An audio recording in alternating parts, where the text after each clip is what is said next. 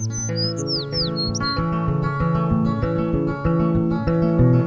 crafters, I'm Rachel from the Wood Connection, and today I'm going to show you probably my favorite trick ever, and it is applying scrapbook paper to wood.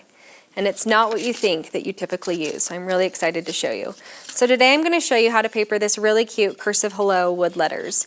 You can buy this online at thewoodconnection.com or in our stores. We're locally in Utah. So you're going to have your piece of wood and you're going to have your sandpaper. And one trick that I like to tell everybody with sandpaper is to fold it into thirds. That way when you're sanding, the sandpaper doesn't slide back and forth. So fold it into thirds. And you're just going to kind of do the edges of your item just to clean it up, just so the paint goes on nice and smooth, gives you a good surface to paint on, and just looks really good when you're all done with your project.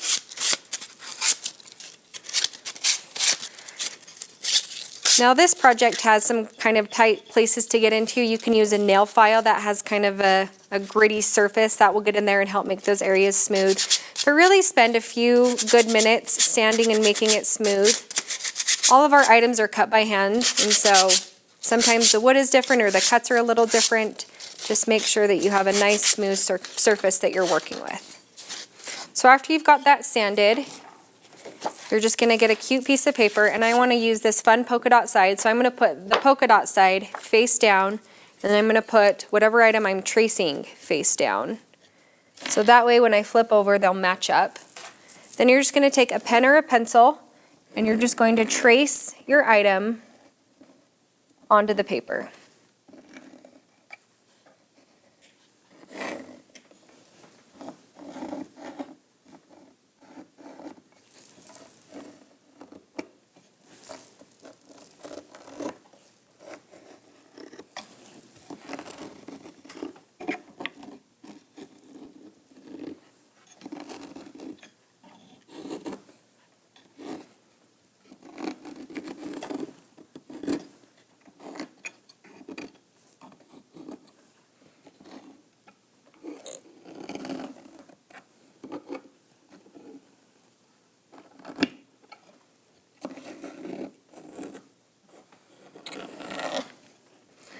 Make sure to get inside the little grooves.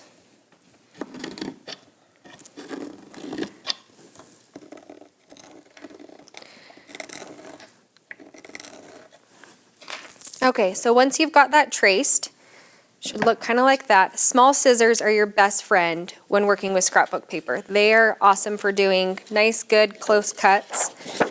So these ones I think are American Crafts. They're awesome. You can get them at the Wood Connection. So you're just going to start by cutting your paper, and you just want to cut inside the line you traced, just barely, like 1/8 of an inch is all you want to do. And you're just going to slowly go around and just start cutting. Just take your time and just slowly cut inside that line. Okay, and once you're done cutting, it will look like this. Just take your time because it'll look really good when you're done. So I'm just going to set that off to the side.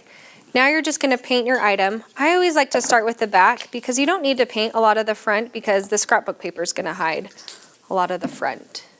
So I'm just going to take a foam brush and I'm just going to paint the backs, sides of my wood, and then even the front edges, because even though the paper is going to cover most of the front of your item, there might be spots where you didn't cut quite perfectly. So if you have some paint there, you won't see just some unfinished wood. And when you have tiny little grooves that you need to paint in, just these foam brushes are really durable. Just get some paint in there and really just get it in there.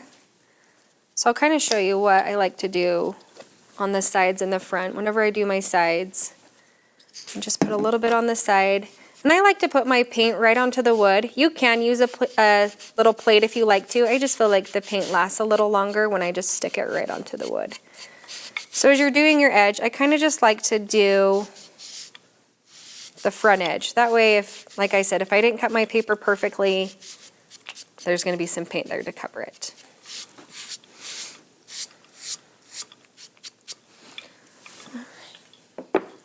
Okay, so this one's already painted. I've got it all covered, ready to go. Now I'm going to tell you the holy grail. My favorite thing ever is white wood glue. This stuff is amazing. You're going to love it. I've worked with Mod Podge in the past, and it really kind of bubbles my paper. It is kind of expensive.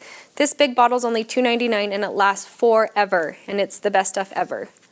So what you're going to do once you have your item painted and your paper cut out is you're just going to do a coat of wood glue on the front of your item. And I'm just going to do, I don't know, I'm just going to go along the whole hello here. And just do some glue, and then you're going to take a foam brush, and all you want is just a really thin, even coat on the front of your wood. Make sure you get your corners and edges really well so that they don't pill up. And you're just going to go around and smooth out your glue. Like I said, just a really thin, even coat is all you want. If you feel like you got a little too much and it kind of went on the side, maybe kind of clean it up a little bit, but if you miss some, this white wood glue dries clear. So you won't have just some glue hanging out on the side. This glue is different from the one that's in your garage that most people have, just a wood glue. This is kind of a crafting formula. It's perfect for these kinds of projects, and you're going to love what it does with scrapbook paper. It's a thicker consistency, so it doesn't put a lot of moisture into your paper to cause bubbling. Just gives it a nice glued surface. Okay, so once I have my thin, even coat, I'm just going to take my cutout paper, and I'm just going to stick it right on there. What's awesome about this wood glue is that it dries so fast. I'm serious, within just 30 seconds or so, I mean, it's on there pretty good, which is what you want. You don't want a lot of moisture being soaked up into your paper. So I just like to go around, kind of smooth it out with my palm of my hand or just my fingers. If you have a vinyl applicator, that works really well for gluing your paper to the wood. And just kind of smooth it out.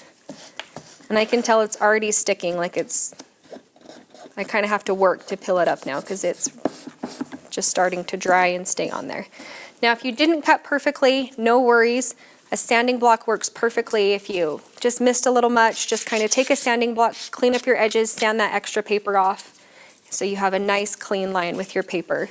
And then you always want to use a matte acrylic sealer. You can lightly do it over your paper, and on the sides, just spray outside.